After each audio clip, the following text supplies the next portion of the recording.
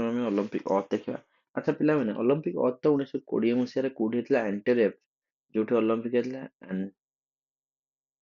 ANTWP, ANTERWP, ଆଣ୍ଟେରେପ ସହରର କୋଉଠି? Belgium, Belgium ଦେଶ, BELGIUM ହେଲା, ବେଲଜିୟମ ରେ ହେଇଥିଲା। ଆଚ୍ଛା, କଥା ହେଲା କଣ ନା ଅଲମ୍ପିକ ତ ଅର୍ଥ ସେଠି ହେଇଥିଲା। ଏଇ ଅର୍ଥ କୁ କିଏ ପ୍ରଥମେ ନେଇଥିଲେ? ନା ପ୍ରଥମ କିଏ ନେଇଥିଲା? ନା ଭିକ୍ଟର ବୋଏନ। କିଏ ନେଇଥିଲେ? ନା ଭିକ୍ଟର VICTOR, ଭିକ୍ଟର ବୋଏନ, BOIN, ଇଏ ଅଲମ୍ପିକ ଅର୍ଥ ସେ ପ୍ରଥମେ ନେଇଥିଲେ। ଆଚ୍ଛା, ପ୍ରଥମ କଥା ହଉଛି ଯେକୌଣସି ଖେଳ ଆରମ୍ଭ ହବା ପୂର୍ବରୁ ଗୋଟେ ଅଥ୍ ହୁଏ। ଆନୁଆଲ ସ୍ପୋର୍ଟସ ହେଲେ ବି ଜଣେ ସମସ୍ତେ ଅଥ୍ ନେଲା ବେଳେ ଆମେ ହାତଟା ଆଗକୁ ନେଇକି ସମସ୍ତେ ଗୋଟେ ପ୍ରମିସ୍ କରନ୍ତି ବା ପ୍ରତିଜ୍ଞା କରନ୍ତି ଆମେ ମାନେ ସମସ୍ତେ, ହେଲା। ସେଭଳିଆ ଅଲମ୍ପିକରେ ମଧ୍ୟ ଅଥ୍ ଦିନ ସବୁ ପ୍ଲେୟର କମ୍ପଲସରି ପ୍ରେଜେଣ୍ଟ ରହିବା ଦରକାର। ଆଉ ସବୁ ପ୍ଲେୟର ପ୍ରେଜେଣ୍ଟ ରହିକି ତାର ଗୋଟେ ଅଥ୍ ପଢାଯିବ। ସେ ଅଥ୍ ପ୍ରଥମ ଥର ପାଇଁ କିଏ ପଢିଥିଲା? ନା ଭିକ୍ଟର ବଏନ ପଢିଥିଲେ, ହେଲା। ଆଚ୍ଛା, ଇଏ ପଢିଥିଲେ ଅଲମ୍ପିକ ଅର୍ଥ ଟା କାହିଁକି? ଆଚ୍ଛା ସାର୍, ଅର୍ଥ କଣ ପାଇଁ ଆମେ ସ୍ପୋର୍ଟସ ଅର୍ଥ ଟା କଣ ପାଇଁ ନିଆଯାଏ? ପ୍ରତିଜ୍ଞା କଣ ରଖାଯାଏ? ଆଚ୍ଛା, ପ୍ରତିଜ୍ଞା ରଖାଯାଏ କଣ ନା ପ୍ରତିଜ୍ଞା ଏହା ରଖାଯାଏ ଯେ ନା ଆମେ ପ୍ରତିଜ୍ଞା କରି କହୁଛୁ ଯେ, ମାନେ ଦେଖ, ସେ ତ ଅର୍ଥ ଯାହା ନେଇଥିଲା ଆପଣ ବିପିଏଡ ରେ ସେ ଅର୍ଥ ଘୋଷିଥିବେ, ମୁଖସ୍ତ କରିଥିବେ, ଆପଣ ମାନଙ୍କ ସାର୍ ସମସ୍ତେ କହିଥିବେ ବିପିଏଡ ରେ ଘୋଷିଥିବେ। କିନ୍ତୁ ତାର ଅର୍ଥ ହଉଛି ଆମେ ପ୍ରତିଜ୍ଞା କରୁଛୁ ଯେ ଆମେ କ୍ରୀଡାରେ ନିରପେକ୍ଷ ଖେଳ ଖେଳିବୁ। କୌଣସି ଆମେ ଗୋଟେ ଇନଡିସିପ୍ଲିନ ଖେଳ ଖେଳିବୁ ନାହିଁ। ହଁ, ଅଫିସିଆଲ ବି ଅଥ୍ ନିଅନ୍ତି, ଆଉ ସମସ୍ତେ ବି ଅଥ୍ ନିଅନ୍ତି, ଇଏ ଦିଅନ୍ତି। ମାନେ କଣ? ଆମ୍ଭେ ଅଫିସିଆଲ ର କଥାକୁ, ଅଫିସିଆଲ ର ନିଷ୍ପତ୍ତି ଶେଷ ନିଷ୍ପତ୍ତି ବୋଲି ଆମେ ମାନିବୁ। ଆମେ ସମସ୍ତଙ୍କୁ ସମ୍ମାନ ଦେବୁ, ଆମେ ଭାଇଚାରା ସୃଷ୍ଟି କରିବୁ, କ୍ରୀଡା ମାଧ୍ୟମରେ ଏକତା ଆମେ ବଜାଇ ରଖିବୁ, ନିରପେକ୍ଷ ଖେଳ ଖେଳିବୁ। ଗଲା, ଆଚ୍ଛା, ଉନ୍ନତ ବିଶ୍ୱ ତିଆରି କରିବୁ। ଏସବୁ କଥା ଆମେ ଅର୍ଥ ରେ ଆମେ କଣ କରିଥାନ୍ତି? ନା ନେଇଥାନ୍ତି ସମସ୍ତେ। ସେଇଭଳିଆ ଅଲମ୍ପିକ ରେ ମଧ୍ୟ ଏଇ ଅର୍ଥ ପଢା ଯାଇଥିଲା କି ନିରପେକ୍ଷ ଖେଳ ଖେଳିବୁ, କ୍ରୀଡା ମାଧ୍ୟମରେ ଏକତା ସୃଷ୍ଟି କରିବୁ, ଉନ୍ନତ ବିଶ୍ୱ ତିଆରି କରିବୁ। ଏସବୁ ଜିନିଷ ଯେମିତି କିି ଆପଣଙ୍କର ଫେୟାର ପ୍ଲେ ମାନେ ନିରପେକ୍ଷ ଖେଳ, ଫେୟାର ପୁରା ବୁଝେଇଥିଲି, ନିରପେକ୍ଷ ଖେଳ, ସ୍ପୋର୍ଟସ ମ୍ୟାନସିପ ରହିବ, ଜଣଙ୍କ ସହିତ ଜଣଙ୍କର ରେସପେକ୍ଟ, ଭଲ ପାଇବା ରହିବା ଦରକାର, ହେଲା। ଆଉ ରେସପେକ୍ଟ, ସମସ୍ତଙ୍କୁ ସମ୍ମାନ ଆମେ କରିବା, ସାନ ବଡ ସବୁ, ଛୋଟ ପ୍ଲେୟର, ବଡ player, senior player, junior player, ସମସ୍ତଙ୍କୁ ଆମେ ସମ୍ମାନ କରିବା, ଅଫିସିଆଲଙ୍କୁ ସମ୍ମାନ କରିବା। ସମସ୍ତେ ସମସ୍ତଙ୍କ ସହିତ କୋଅର୍ଡିନେସନ ଥାଏ, ସମସ୍ତଙ୍କ ସହିତ, ମାନେ ପ୍ଲେୟର ପାଖରୁ ଆରମ୍ଭ କରିକି ଅଫିସ ଆପଣଙ୍କର ଗ୍ରାଉଣ୍ଡ ଷ୍ଟାଫ ପର୍ଯ୍ୟନ୍ତ, ପ୍ଲେୟର ଠାରୁ ଆରମ୍ଭ କରିକି କଣ ନା ପ୍ଲେୟର ଠାରୁ ଆରମ୍ଭ କରିକି ଗ୍ରାଉଣ୍ଡ ଷ୍ଟାଫ ପର୍ଯ୍ୟନ୍ତ ସମସ୍ତେ ସମସ୍ତଙ୍କୁ କଣ ରଖିବା ଦରକାର? ନା ସମ୍ମାନ ରହିବା ଦରକାର। ସମସ୍ତେ ସମସ୍ତଙ୍କୁ ରେସପେକ୍ଟ ଦେବା ଦରକାର। ଇଏ ହଉଛି କଣ ନା ସ୍ପୋର୍ଟସ ମ୍ୟାନସିପ ରହିବ, ହେଲା, ରେସପେକ୍ଟ ଏଟାକୁ କହନ୍ତି। ଆଚ୍ଛା, ଏହା କେବେ ଆରମ୍ଭ ହେଇଥିଲା? ଅଲମ୍ପିକ ଅର୍ଥ ପ୍ରଥମ ଥର ପାଇଁ 1920 ପଢା ହେଇଥିଲା। 1920 କିଏ ପଢିଥିଲା? ନା ଭିକ୍ଟର ବୋଏନ, ଯାହାକି ମୁଁ ଉପରେ ଲେଖିକି ଆସିଲି। କୋଉଠି? ନା 1920 ଯୋଉଠି ଅଲମ୍ପିକ ହେଇଥିଲା ସେଇଠି 1920 ଆଣ୍ଟେରେପ ବେଲଜିୟମ ରେ ହେଇଥିଲା, ହେଲା। ଏଠି ଉପରେ ବି ଲେଖିଦେଇଛି ଆଣ୍ଟେରେପ ବେଲଜିୟମ, ଦେଖନ୍ତୁ। ଓକେ, ଆଚ୍ଛା, ଠିକ ଅଛି। ତାପରେ ଆମେ ଯିବା, ଅଲମ୍ପିକ ଅର୍ଥ ତ ହେଇଗଲା। ଆଚ୍ଛା, ତାପରେ ଆମେ ଯିବା, ଆମର ଗୋଟେ କଥା ହଉଛି କଣ? IOA,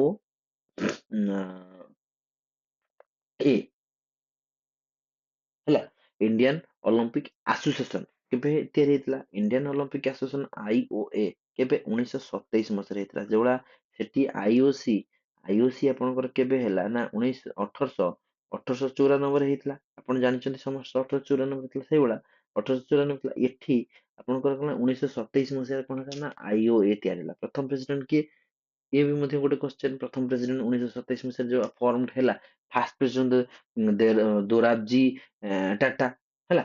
ଦୋରାବଜି ଟାଟା, ଯୋଉଟା କି ଆପଣଙ୍କର ସିଏ ବହୁତ କିଛି, ମାନେ ଆପଣଙ୍କର କଣ କହିଲେ, ସିଏ ଖେଳ ପାଇଁ ବହୁତ କିଛି କରିଛନ୍ତି। 1927 ପାଖରୁ ଆରମ୍ଭ କରିକି ଏଫର୍ଟସ ତାଙ୍କର, ଯେତେବେଳେ ଆପଣଙ୍କର ଏସିଆନ ଗେମ୍ ହେଲା, ଏଟା ଆପଣଙ୍କୁ ଜାଣିବା ପାଇଁ କହୁଛି। ଯେତେବେଳେ 1950-52 ଆପଣଙ୍କର ଏସିଆନ ଗେମ୍ ରେ ବି ତାଙ୍କର ବହୁତ ଏଫର୍ଟସ ଥିଲା, ବୁଝିଲ। ଦୋରାବଜି ଟାଟା ସ୍ପୋର୍ଟସ ପାଇଁ ବହୁତ କିଛି କରିଛନ୍ତି, ହେଲା। ଆଚ୍ଛା, ଫାର୍ଷ୍ଟ ପ୍ରେସିଡେଣ୍ଟ ହଉଛନ୍ତି ଆପଣଙ୍କର କିଏ ହବ? ନା first president PRESIDENT first president ହଉଛନ୍ତି ଆପଣଙ୍କର କିଏ ନା ସାର୍ ଦୋରାବଜି ଟାଟା ହେଲା। Sir SIR sir Dorabji DORABJI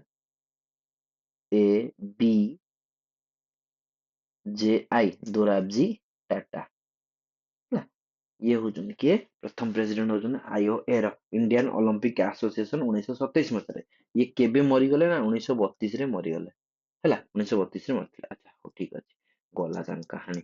ଆଚ୍ଛା ଏହାର ହେଡ କ୍ୱାର୍ଟର କୋଉଠି ନା ଆର ହେଡ କ୍ୱାର୍ଟର କୋଉଠି ନ୍ୟୁ ଦିଲ୍ଲୀ ହେଲା। କୋଉଠି ନା ଆର ହେଡ କ୍ୱାର୍ଟର ହଉଛି ନ୍ୟୁ ଦିଲ୍ଲୀ ରହୁଛି ଆର ହେଡ କ୍ୱାର୍ଟର ବୁଝିହେଲା। ହଉ କରେଣ୍ଟ ପ୍ରେସିଡେଣ୍ଟ ଆପଣଙ୍କର ଗୁଗଲ ସର୍ଚ୍ଚ କରିକି ଦେଖିବେ। ମୋ ପାଖରେ ଯାହା ଡାଟା ଅଛି ଡକ୍ଟର ନରେନ୍ଦ୍ର ଧ୍ରୁବ ବାତ୍ରା, ଯାହା ଏବେ କରେଣ୍ଟ ପ୍ରେସିଡେଣ୍ଟ କିଏ ଥିବ ଆପଣଙ୍କର ଏଟାକୁ କଲେକ୍ସନ କରିକି ନେଟ ରୁ ଦେଖିବେ। କରେଣ୍ଟ ପ୍ରେସିଡେଣ୍ଟ ଅଲମ୍ପିକ ର ଆଉ ନା କରେଣ୍ଟ ପ୍ରେସିଡେଣ୍ଟ IOC ର, କରେଣ୍ଟ ପ୍ରେସିଡେଣ୍ଟ IOA ର। IOC ହଉଛି ଇଣ୍ଟରନ୍ୟାସନାଲ ଅଲମ୍ପିକ କମିଟିର କରେଣ୍ଟ ପ୍ରେସିଡେଣ୍ଟ କିଏ, ଆଉ ଇଣ୍ଡିଆନ ଅଲମ୍ପିକ ଆସୋସିଏସନ ର କରେଣ୍ଟ ପ୍ରେସିଡେଣ୍ଟ କିଏ। ଓକେ ଆଚ୍ଛା ଇଏ ତ ଗଲା 1920 ଗଲା ଛାଡିଦେଲ। ଆଚ୍ଛା ଅଲମ୍ପିକ ରେ ଗୋଟେ ଗୋଟେ ଫ୍ଲେମ ଜଳେ, ଗୋଟେ ଫ୍ଲେମ ଜଳିବ, ସେଟାକୁ ଧରିକି ଆପଣ କଣ ହେବେ ଶୁଣ ସେ ଫ୍ଲେମ କଥା କହୁଛି। ସେ ଯୋଉ ଫ୍ଲେମ ଟା 1928 ମସିହାରେ ପ୍ରଥମେ ଅଲମ୍ପିକ ଫ୍ଲେମ ଷ୍ଟାର୍ଟ ହେଲା। ଫ୍ଲେମ ହେଲା ଲେଖିବ କଣ Olympic OLYMPI Olympic flame FLAME flame କେବେ ହାଇପେନ ଦେଇକି 1928 କେବେ ଲେଖିବ 1928 ଲେଖିବ 1928 ଲେଖିଦବ ଅଲମ୍ପିକ ଫ୍ଲେମ। ଆଚ୍ଛା ଫ୍ଲେମ ଅର୍ଥ କଣ ନା ଫ୍ଲେମ ଫ୍ଲେମ ହଉଛି କଣ ନା ସିଏ ଗୋଟେ ଯୋଉ ଆପଣଙ୍କର ଗୋଟେ ନିଆଁ ସୂର୍ଯ୍ୟ, ସେଟା ହଉଛି କଣ ହୁଏ ଏ ବହୁତ ପ୍ରକାର ଷ୍ଟୋରି ଅଛି ସେଠି। ଗୋଟେ ଗୋଟେ ସିନିୟର ପ୍ଲେୟର ସେ କିଛିଟା କଣ୍ଟ୍ରି, ସେ ପ୍ରଥମ ପ୍ରଥମେ କିଛିଟା କଣ୍ଟ୍ରି ସବୁ କଣ ଭିଜିଟ କରିବେ, କିଛିଟା କଣ୍ଟ୍ରି ଭିଜିଟ କରିବେ ସେ ଫ୍ଲେମ କୁ ଧରିକି। ଆପଣଙ୍କର ମାନେ ପୂର୍ବରୁ ତ ସବୁ ଚଲା ପଥରେ ଯାଉଥିଲେ, ସବୁ କିଛି କିଛି ଦେଶ ବିଦେଶ ବୁଲିବେ, ସୂର୍ଯ୍ୟଙ୍କ ମାନେ ସେ ମନ୍ଦିରରୁ ନିଆଁ ଆସିକି ଯିବ। ଏବେ ବି ମଧ୍ୟ ସେମିତି ଚାଲିଛି ସେଇଭଳିଆ ଫ୍ଲେମ ଗୋଟେ ପ୍ରଥମେ ଫ୍ଲେମ ଦୀପ ପ୍ରଜ୍ୱଳନ ହେଇଥିଲା ଯିଏ ସୂର୍ଯ୍ୟଙ୍କ ଠାରୁ ନିଆଁ ଆସିକି ସେ ଗ୍ରାଉଣ୍ଡରେ ରଖା ହେଇକି ନିଆଁ ପ୍ରଥମ ପ୍ରଜ୍ୱଳନ ହେଇଥିଲା କେବେ ନା 1928 ଅଲମ୍ପିକ ରେ ଷ୍ଟାର୍ଟ ହେଲା, ଯୋଉଟା କି ଆମଷ୍ଟରଡାମ ଅଲମ୍ପିକ ରେ ଷ୍ଟାର୍ଟ ହେଇଥିଲା। 1928 ଟା ଆମ ପାଇଁ ବହୁତ ଗୁରୁତ୍ୱପୂର୍ଣ୍ଣ। 1928 ମସିହାରେ ଏଇ ଯୋଉ 1928 ମସିହାରେ ଆମେ କଣ କଲେ ନା ଇଣ୍ଡିଆର ଇଣ୍ଡିଆର ଫାଷ୍ଟ ଗୋଲ୍ଡ ଜିତିଲା ଜାଣିଛ ନା, ଫାଷ୍ଟ ଗୋଲ୍ଡ ହେଲା। ଫାଷ୍ଟ ଗୋଲ୍ଡ ଆମେ ଦେଇ ଯିବା 1928 ଯେତେବେଳେ ଯିବା ଯିବା ବ୍ୟସ୍ତ ଗଲା 1928 ରେ ହେଲା। ଆଚ୍ଛା ହଉ ବର୍ତ୍ତମାନ ଆମେ ମେନ୍ ଷ୍ଟୋରିକୁ ଆସିବା। ଏମିତି ଏପଟ ସେପଟ ହେଇଯାଉଛି, ଆମେ ମେନ୍ ଷ୍ଟୋରିକୁ ଆସିବା ବୁଝିହେଲା। ଜିନିଷ ହଉଛି କଣ କହିଲେ ଶୁଣ ମେନ୍ ଷ୍ଟୋରି ହଉଛି ଆମେ ଆଗେ ଗୋଲ୍ଡ ମେଡାଲ ଯୋଉ ସବୁ ରଖା ହେଇଛି ମେଡାଲ ଗୁଡା ତାର ୱେଟ ଟିକେ ଆମେ ଆଗେ ଓଜନ କରିଦବା, ତାପରେ ଆମେ ପଳେଇ ଆସିବା ଆମେ ଆପଣଙ୍କର 1984 ରୁ ନା ସରି ଆରମ୍ଭ କରିଦବା ହେଲା। ଆଚ୍ଛା ନା ସେଠୁ ପଳେଇ ଆସିବା, ହଉ ଠିକ ଅଛି। ଆଚ୍ଛା ଆମେ ଷ୍ଟୋରି ଆଗେ ଆରମ୍ଭ କରିଦେଲେ ଭଲ ହବ, ସବୁଠୁ ଯୋଉଠି ଗୋଲ୍ଡ ପଡିବ ଆମେ ସେଇଠି ଗୋଲ୍ଡ ଦବା ହେଲା।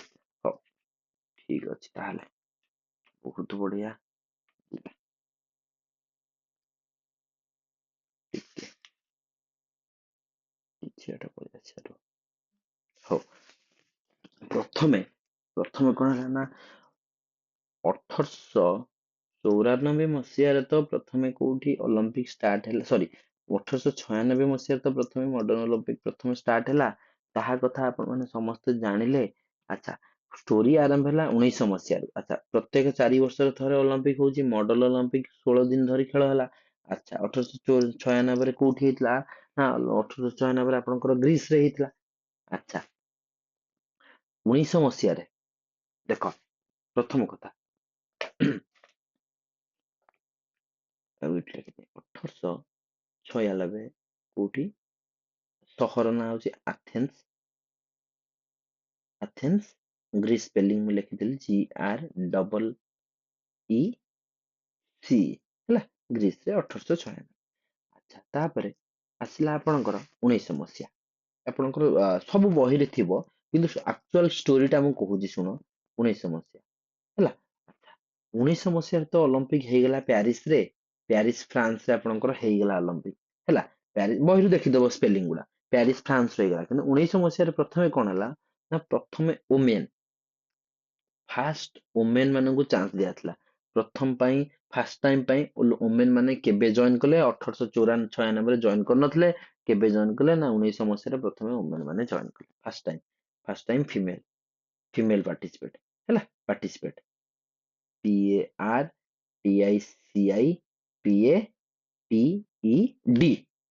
PARTICIPE ଫାଷ୍ଟ ପାର୍ଟିସିପେଟ କିଏ ଫିମେଲ। ପ୍ରଥମ ଥର କେତେ ଜଣ ଫିମେଲ ପାର୍ଟିସିପେଟ କରିଥିଲେ ନା 2 ରେ 2 22 ହେଲା 22 ଜଣ ଓମେନ ପ୍ରଥମ ଥର ପାଇଁ ପାର୍ଟିସିପେଟ କରିଥିଲେ। ଆଚ୍ଛା ହଉ କୋଉ କେବେ ନା 1900 କରିଥିଲେ। ଆଚ୍ଛା ଏ ଯୋଉ ସେଇ 1900 କଣ ହେଇଥିଲା ଜାଣିଛ ନା ଗୋଟେ ଇଣ୍ଡୋ ଏସିଆ ସରି ଇଣ୍ଡୋ ଏସିଆ ମାନେ ଇଣ୍ଡିଆର ତାର ଘର କିନ୍ତୁ ସିଏ ଯାଇ ଅଲଗା ଜାଗାରେ ରହୁଥିଲା। ଏସିଆର କୋଉ ଦେଶରେ ରହୁଥିଲା। ଫାଷ୍ଟ ଟାଇମ ପାଇଁ ଇଣ୍ଡିଆ ପାର୍ଟିସିପେଟ କଲା। ସେ କିଏ ନା ମାନେ ସେତେବେଳକୁ ଆମେ ଇଣ୍ଡିଆ ବୋଲି ଧରୁନଥିଲେ ତାକୁ। ଦିଟା ମେଡେଲ ବି ସେ ଜିତିଥିଲା। କିଏ ଦିଟା ମେଡେଲ ଦିଟା two two two silver medal ଜିତିଥିଲା। କିଏ କହିଲ ନୋରମାନ ପିଚାର୍ଡ ହେଲା ନୋରମାନ ପିଚାର୍ଡ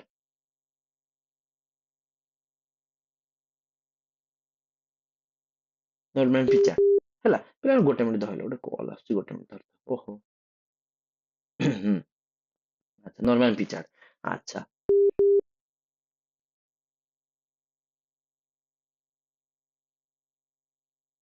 ହଉ 1900 1900 ପ୍ରଥମ ଥର ପାଇଁ ବର୍ତ୍ତମାନ ପର୍ଯ୍ୟନ୍ତ ବି କ୍ରିକେଟ ନାହିଁ କିନ୍ତୁ 1900 ପ୍ରଥମ ଥର ପାଇଁ କଣ ହେଇଥିଲା ନା 1900 ପ୍ରଥମ ଥର ପାଇଁ କ୍ରିକେଟ ମଧ୍ୟ ଆଡ ହେଇଥିଲା। ସେଇ କ୍ରିକେଟ ମଧ୍ୟ 1900 ପ୍ରଥମ ଥର ପାଇଁ କ୍ରିକେଟ ଫାଷ୍ଟ ଟାଇମ ପାଇଁ ଆଉ ଲାଷ୍ଟ ଟାଇମ ପାଇଁ କ୍ରିକେଟ ହେଲା। କ୍ରିକେଟ 1900 ପ୍ରଥମ ଥର ପାଇଁ ଫାଷ୍ଟ ଟାଇମ ପାଇଁ ଆଉ ଲାଷ୍ଟ ଟାଇମ ପାଇଁ ମଧ୍ୟ ଆଡ ହେଇଥିଲା କ୍ରିକେଟ। କ୍ରିକେଟ କାହା କାହା ମଧ୍ୟରେ ଖେଳ ହେଇଥିଲା ନା ଇଂଲଣ୍ଡ ଆଉ ଫ୍ରାନ୍ସ ମଧ୍ୟରେ ଖେଳ ହେଇଛି ମାତ୍ର। England England versus France France England ଆଉ ଫ୍ରାନ୍ସ ମଧ୍ୟରେ ଗୋଟିଏ ଖେଳ ହେଇଥିଲା। କ୍ରିକେଟ କେବଳ କେବେ ଆଡ ହେଇଥିଲା ନା 1900 ଆଡ ହେଇଥିଲା ଫାଷ୍ଟ ଟାଇମ ପାଇଁ ଆଉ ଲାଷ୍ଟ ଟାଇମ ପାଇଁ ଶେଷ ଥର ପାଇଁ ଆଉ ପ୍ରଥମ ଥର ପାଇଁ ଆଉ ଶେଷ ଥର ପାଇଁ କ୍ରିକେଟ ଆଡ ହେଇଥିଲା।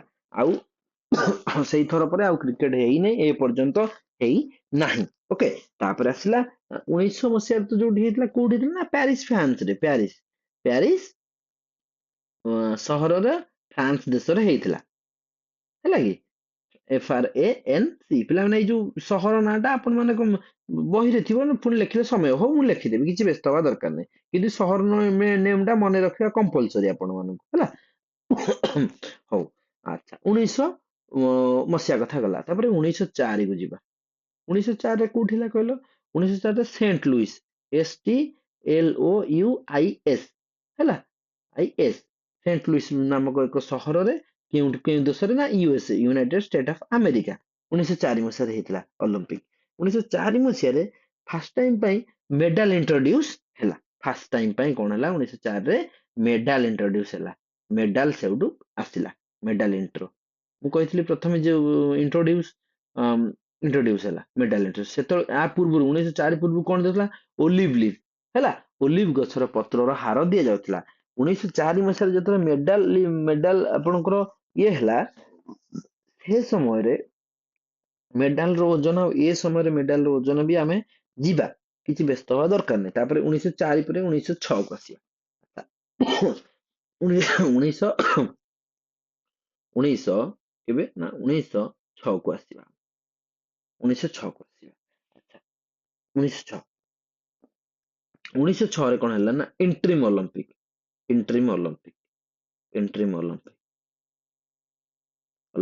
ଆଚ୍ଛା ଆପଣ ମାନେ ସମସ୍ତେ କହିବେ ସାରେ ଉଣେଇଶ ଆପଣ ତ କହୁଛନ୍ତି ଅଲିମ୍ପିକ ପ୍ରତ୍ୟେକ 4 ବର୍ଷରେ ଥରେ ପୁଣି 1906 କୋଉଠୁ ଆଇଲା ଶୁଣନ୍ତୁ ଗୋଟେ ଅନ୍ତକାଳୀନ ଅଲିମ୍ପିକ ଗୋଟେ ହେଲା 6 ବର୍ଷରେ 1906 ଗୋଟେ ହେଲା ମାନେ 10 ବର୍ଷ ପୁରୀ ଗଲା ବୋଲି ସିଏ ଗୋଟେ ବାହାର କରିକି କରିଦେଇଥିଲେ ହେଲା। ଲାଷ୍ଟ ଟାଇମ ପାଇଁ ମଧ୍ୟ କଲେ ଗୋଟେ ଇଣ୍ଟ୍ରିମ ଅଲିମ୍ପିକ କରିଛନ୍ତି କିନ୍ତୁ ସର୍ଟେଷ୍ଟ ଡ୍ୟୁରେସନ ସମୟରେ ଗୋଟେ କରିଦେଲେ ଗୋଟେ ଅଲିମ୍ପିକ 1906 କେବଳ ଯଦି ପଚାରେ 1906 କଣ ହେଇଥିଲା ଆପଣ ମାନେ କହିବେ କଣ ନା ଇଣ୍ଟ୍ରିମ ଅଲିମ୍ପିକ ହେଇଥିଲା। ଇଣ୍ଟ୍ରିମ INTRIM ଇଣ୍ଟ୍ରିମ୍ ଅଲମ୍ପିକ୍ OLYMPIC ଇଣ୍ଟ୍ରିମ୍ ଅଲମ୍ପିକ୍ ହେଲା। ଆଚ୍ଛା ଠିକ ଅଛି। ତାପରେ ତାପରେ 1908 1908 1908 ରେ କଣ ହେଲା ଜାଣିଛ ନା? 1908 ରେ କୋଉଠି ଅଲମ୍ପିକ ହେଇଥିଲା? ସିଏ ପଚାରିବ 1908 ରେ କୋଉଠି ଅଲମ୍ପିକ ହେଇଥିଲା, 1904 ରେ କୋଉଠି ହେଇଥିଲା, 1900 ମସିହାରେ କୋଉଠି ହେଇଥିଲା, ଏଗୁଡା ସବୁ ଆପଣଙ୍କର ବି ଏଥିରେ ପଚାରୁଛି ଆପଣଙ୍କର କଣ କହିଲେ ଏଇ ଯୋଉ ପ୍ରାଇଭେଟ ସ୍କୁଲରେ ଯେତେବେଳେ ଜଏନ କରିବେ ସେଠି ବି ପଚାରୁଛନ୍ତି। ଏଇ ସହର ନାଁଟା କମ୍ପଲସରି ମନେ ରଖିବା, Athens Paris, Saint Louis London, Stockholm, ଏମିତି ମନେ ରଖିଦେଲେ ଚାରି ଚାରି ବଢେଇ ବଢିକା ପଳେଇବେ ହେଲା। ଆଚ୍ଛା 1908 ରେ କୋଉଠି ନା ଲଣ୍ଡନରେ ହେଇଥିଲା, LONDON ଲଣ୍ଡନରେ। ଲଣ୍ଡନ ଟା କୋଉଠି ନା ଇଂଲଣ୍ଡରେ। ଦେଶ ନାଁ ମନେ ରଖିବା ଠାରୁ ଆପଣ ମାନେ ସହର ନାଁ ମନେ ରଖିବାକୁ ପଡିବ। ପ୍ଲେସ କେଉଁଠି ହେଇଥିଲା, ପ୍ରଥମ କଥା ଏଇ ପ୍ଲେସ ରେ ହେଇଥିଲା, ଏଇ ପ୍ଲେସ ଟାକୁ କମ୍ପଲସରି ମନେ ରଖିବ ହେଲା। ଆଚ୍ଛା 1908 1908 ରେ କଣ ହେଲା କହିଲ? 1908 ରେ ସବୁଠୁ ଲଙ୍ଗେଷ୍ଟ ଅଲମ୍ପିକ ଅଧିକ ଦିନ ଲାଗିଥିଲା। 1908 ରେ କେତେ ଦିନ ଲାଗିଲା କହିଲ ଅଲମ୍ପିକ? 187 ଡେଜ ହେଲା। 1908 ରେ 187 ଦିନ ଲାଗିଥିଲା ଅଲମ୍ପିକ ସାରିବା ପାଇଁ। ଭାବୁଥାଅ 1908 ରେ ହେଲା 6 ମାସ ଲାଗିଗଲା, 6 ମାସ 7 ଦିନ 1908 ରେ।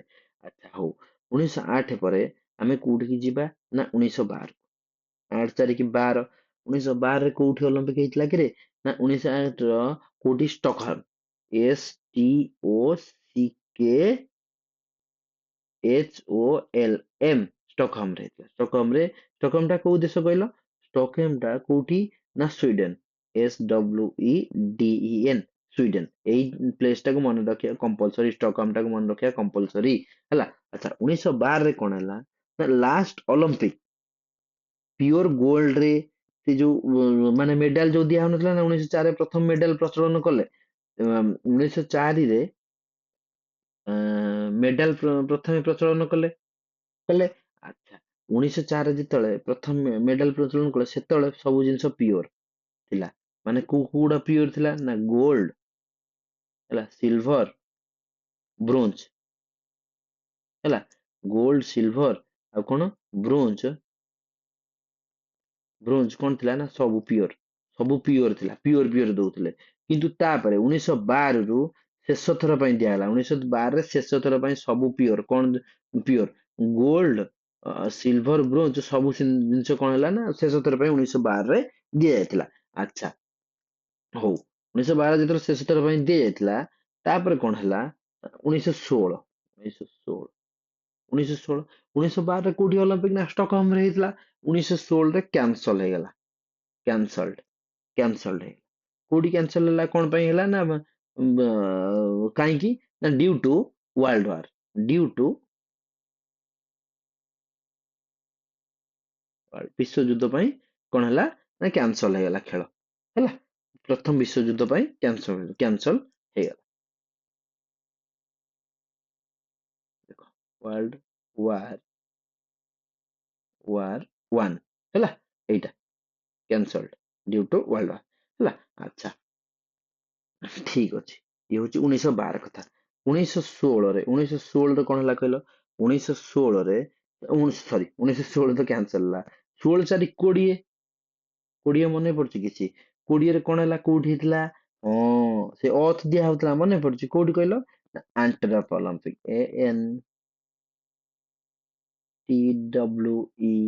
ANTWERP ଆଣ୍ଟରପ ଅଲମ୍ପିକ କୋଉଠି, କୋଉ ଦେଶରେ? ବେଲଜିୟମ ରେ, GIUM ବେଲଜିୟମ ରେ ହେଇଥିଲା ଅଲମ୍ପିକ ହେଲା। ଆଚ୍ଛା 1920 ରେ, ସେଇ 1920 ରେ ପ୍ରଥମ ଥର ପାଇଁ ଫ୍ଲାଗ ହଷ୍ଟ ହେଲା। ଫ୍ଲାଗ ହଷ୍ଟ 1920 ରେ କଣ ହେଇଥିଲା ନା ଫ୍ଲାଗ ହଷ୍ଟ ହେଇଥିଲା। ଆଚ୍ଛା ପ୍ରଥମ ଥର ପାଇଁ ଫାର୍ଷ୍ଟ ଟାଇମ ପାଇଁ ଫ୍ଲାଗ ହଷ୍ଟ ହେଇଥିଲା ହେଲା। FLAG ହେଲା, FLAG ଫ୍ଲାଗ ହଷ୍ଟ ହେଇଥିଲା। କୋଉଠି ହେଇଥିଲା ନା ଆଣ୍ଟରପ ବେଲଜିୟମ ରେ ହେଇଥିଲା। 1920 ମସିହାରେ ଫ୍ଲାଗ ହଷ୍ଟ ମଧ୍ୟ ହେଇଥିଲା।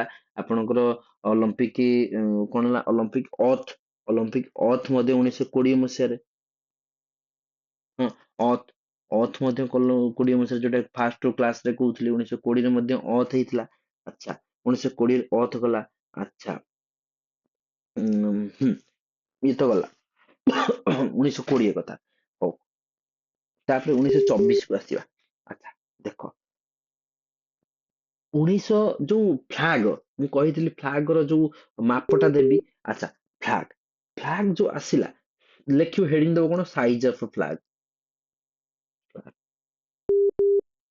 ସାଇଜ ଅଫ ଫ୍ଲାଗ ହେଲା, size of flag.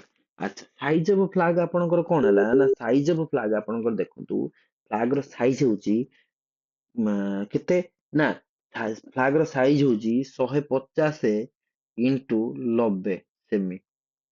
90 semi height, 150 ଆଉ 150 ସେମି ଚଉଡା, 150 ସେମି ଚଉଡା, 90 ସେମି ହାଇଟ୍ ର ଫ୍ଲାଗ ତିଆରି କରାହେଇଥିଲା ସେ ଫ୍ଲାଗ ରେ। ସେ ଫ୍ଲାଗ ରେ କଣ ଥିଲା, BYBGR ହେଲା, blue yellow black green red. ତାର ବି ଦେଶ କୋଉଠି ସୂଚଉଛି କଣ, ମୁଁ ବି କହିଥିଲି ଆପଣ ମାନେ ସୁନା ପିଲା ଭଳିଆ ସବୁ ମୁଖସ୍ତ କରିଥିବେ।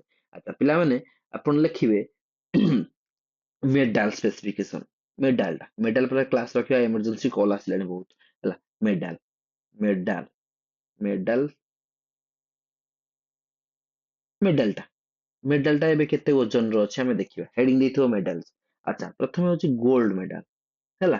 ଗୋଲ୍ଡ ମେଡାଲ, ଏଇ ଯୋଉ ଗୋଲ୍ଡ ମେଡାଲ ନୁହେଁ ନା, ଗୋଲ୍ଡ ମେଡାଲ ଆପଣଙ୍କର କେତେ, 3 mm ମୋଟେଇ ଠିକ ହେଲା, 3 mm ଠିକ। ଆଉ ତାର ଟୋଟାଲ ଡାଇମିଟର ଟା କେତେ ନା 60 mm। କେତେ ନା 60 mm ଡାଇମିଟର ହେଲା, MTR ମିଟର। ଡାଇମିଟର ଟା କେତେ, 60। ଆଚ୍ଛା, ତାର ଓଜନ କେତେ ନା, ଯୋଉ ସରି, ତାର କେତେ ପରସେଣ୍ଟେଜ ଅଛି ନା, ସେ ଯୋଉ ଗୋଲ୍ଡଟା ହଉଛି 92.5 ସିଲଭର, ସରି 92.5% ହଉଛି ଆପଣଙ୍କର ସିଲଭର, ଆଉ ମାତ୍ର 6 ଗ୍ରାମ ଗୋଲ୍ଡ ହେଲା, 6 ଗ୍ରାମ ଗୋଲ୍ଡ ହେଲା। ଆଉ ଆଉ ଅଦର ଆଇଟମ କେତେ, କପର ଅଛି, ଏକ୍ସଟ୍ରା କପର, ଆଉ ଯାହା ବଳିଲା ସେଟା ହଉଛି କପର ରହିବ। ଇଏ ହଉଛି ଗୋଲ୍ଡ କାହାଣୀ ଗଲା। ଆଚ୍ଛା, ଗଲା। ତାପରେ ଆସିଲା ସିଲଭର କାହାଣୀ, ସିଲଭର ହେଲା। ସିଲଭର କାହାଣୀ, ସିଲଭରରେ 92.5% ହଉଛି ଆପଣଙ୍କର କଣ ରହିବ ନା, ସିଲଭର। ଓହୋ, ଟିକେ ପିଲା, ଆଉ ସିଲଭରରେ କଣ ହେଲା, 92.5% ହଉଛି ସିଲଭର ହେଲା, ସିଲଭର। ଆଚ୍ଛା, ତାପରେ କପର କେତେ ରହୁଛି ନା, କପର ରହିବ ଆପଣଙ୍କର କେତେ ନା, 550 ଗ୍ରାମ ହଉଛି କଣ ନା କପର, COPPER।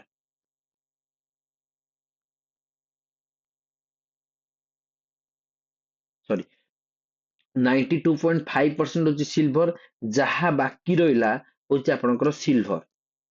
ଯାହା 92.5% ହଉଛି ସିଲଭର, ଯାହା ବାକି ରହିଲା ହଉଛି କପର ହେଲା। ଆଚ୍ଛା, ସେଇଭଳିଆ କପର ହଉଛି କଣ, ଆପଣଙ୍କର ହଉଛି କଣ, ବ୍ରୋଞ୍ଜ। ବ୍ରୋଞ୍ଜ ଟା ଆସିବ କେତେ, ବ୍ରୋଞ୍ଜ ଟା ବ୍ରୋଞ୍ଜ ବ୍ରୋଞ୍ଜ ଟା କେତେ ନା, ବ୍ରୋଞ୍ଜ ଟା ହଉଛି ଆପଣଙ୍କର କଣ ରହିବ ନା, ବ୍ରୋଞ୍ଜ ଟା 95% ହଉଛି କପର, 95% ହଉଛି କଣ, କପର, COPPER ହେଲା। 95% ହଉଛି କପର, ଆଉ 5% ହଉଛି ଜିଙ୍କ, 5% ହଉଛି ଜିଙ୍କ, ZINC ହେଲା। ଏତିକି ହଉଛି ଆପଣଙ୍କର ଥିଲା କଣ ନା, ଆପଣଙ୍କର ମେଡାଲ ର ଓଜନ। ମେଡାଲ ର ଓଜନ ହଉଛି ଏତିକି ଥିଲା। ଆମେ ନେକ୍ସଟ ପିରିୟଡ଼, ନେକ୍ସଟ କ୍ଲାସରେ ଆମେ ପଢିବା 1924 କଥା, ୱିଣ୍ଟର ଅଲମ୍ପିକ କଥା ଆମେ ପଢିବା। କେବେ 1924 ରେ ଆପଣଙ୍କର କୋଉଠି ହେଇଥିଲା ନା, ପ୍ୟାରିସ ଅଲମ୍ପିକ ହେଇଥିଲା। ସେଟା ହଉଛି ଆପଣଙ୍କର କଣ ନା, 1924 ରୁ ଷ୍ଟାର୍ଟ ହେଇଥିଲା। ଆଉ 1924 ରେ କୋଉଠି କଣ ହେଇଥିଲା ସେ ବିଷୟରେ ଆମେ କଥାବାର୍ତ୍ତା ଆଲୋଚନା ହବା। ଆଉ ଆପଣ ମାନେ କଣ ଭଲସେ ପ୍ରିପାରେସନ କରିଥାନ୍ତୁ, ଆଜି ଟିକେ ଏମର୍ଜେନ୍ସି କଲ୍ ଆସିଛି, ମୁଁ ସେଥିପାଇଁ କ୍ଲାସ ଟାକୁ ଏଇଠି ମୁଁ ରଖୁଛି।